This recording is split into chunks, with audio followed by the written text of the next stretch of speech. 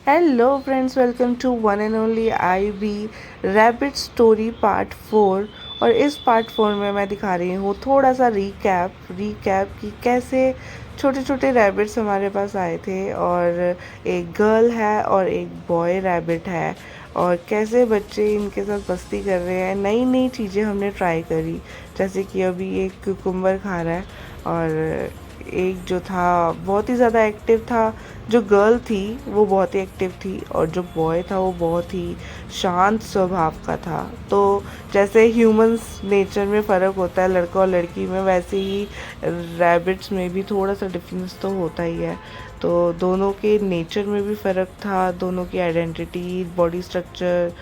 तो ये फ़र्क हमें धीरे धीरे दिखा जैसे जैसे ये बड़े हुए, और बहुत ही कंफर्टेबल हो गए थे। ये हमारे घर पर आराम से लेटते थे टांगे चौड़ी कर कर, और बहुत ही प्यारे लगते थे। हम इनके साथ खेलते थे, खाते थे, पीते थे, सोते थे। तो बहुत ही मस्ती करते थे इनके साथ। और देख सकते हो कैसे ये बेड पर पिलो के ऊपर लेटा हुआ है, और इनाया भी इसके साथ लेटी है, और दोनों अच्छे से इंजॉय कर रहे हैं। और कान खड़े हो गए इसके। तो इनको हम बेड पे भी छोड़ते थे, जैसे कि इनाया को मैं बोल रही थी कि उठ जा, बहुत लेट हो गया है, और ये उठ नहीं रही थी, तो मैंने इसके ऊपर रैबिट छोड़ दिए। फिर भी नहीं उठ रही थी, क्योंकि कहीं ना कहीं उसे पता है कि रैबिट उसको हार्म नहीं करेंगे, क्योंकि वो उनके साथ खेलती है पूरा दिन। तो रैबिट्स जो थे उसके ऊपर कूद रहे थे, बट फिर भी वो उठ नहीं रही थी।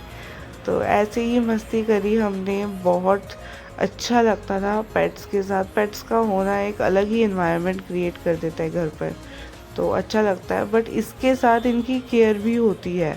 तो ये तो चीज़ें हो गई कि हाँ मज़ा आ रहा है, मज़ा आ रहा है। बट इनका जब सुसु पॉटी केज का जो गंद होता है वो साफ़ करना, ये सब चीज़ें भी होती हैं जो कि मैंने वीडियो में नहीं दिखाई कि कैसे सफाई रखनी पड़ती है। अब कुछ टाइम के बाद जब ये धीरे धीरे बड़े हो गए, तो इनकी बॉडी में चेंजेस आने लग गए। और जो गर्ल फीमेल थी उसके अंदर ज़्यादा चेंजेस आए, क्योंकि वो धीरे धीरे अपनी बॉडी के बाल निकालने लग गई थी। और कुछ बॉडी की चेंजेस मुझे फील हुए। और ये अपने केज में है, इनाया यहाँ खेल रही है दोनों को।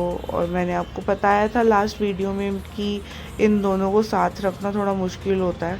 तो इस वीडियो में आप देख सकते हो कि मैंने केज भी बड़ा लिया है कि ये दोनों कंफर्टेबली इसके अंदर आ सकें।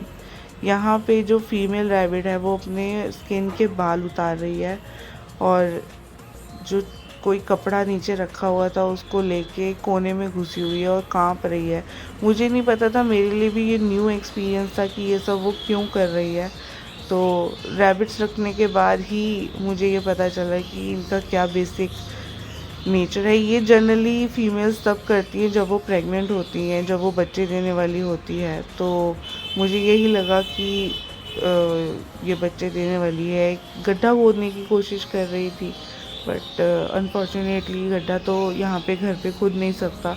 तो वो कपड़ों के साथ ही वो खेल रही है, अपनी स्किन उतार रही है। तो ये सब चीज़ें थोड़ी न्यू थी मेरे लिए कि ये सब क्यों कर रही है। अंडरस्टैंड करना थोड़ा मुश्किल था, क्योंकि मैं बिल्कुल नई थी रैबिट्स को पालने में। और बहुत सारी गूगल करे, यूट्यूब में सर्च करा कि रैबिट्स ऐसे क्यों करते हैं। तो पता चला कि जब उनको कंसीव होता है, जब वो बेबीज़ पैदा करने वाले होते हैं, तभी वो ये सब करते हैं।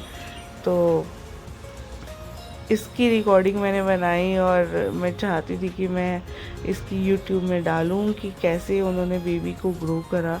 बट आगे क्या होता है उसके लिए आपको पार्ट 5 देखना पड़ेगा कि आगे क्या होता है। और ये धीरे धीरे मोटी भी हो रही थी, ग्रो कर रही थी। और देखते हैं आगे कैसी कैसी नई नई हरकतें कर रहे थे ये। और डे बाय डे इन दोनों का नेचर भी बदल रहा था। कभी ये दोनों लड़ते थे, कभी ये दोनों एक साथ बैठ जाते थे, कभी खाते थे और कभी खाना नहीं भी खाते थे। फीमेल रैबिट जो थी बहुत ही ज़्यादा मूडी है। तो फीमेल रैबिट जो होते हैं ना, इनको कभी भी गुस्सा आ जाता है और कभी भी वो नॉर्मल रहते हैं। तो बहुत ही ज़्यादा ध्यान रखना पड़ता है इस चीज़ का।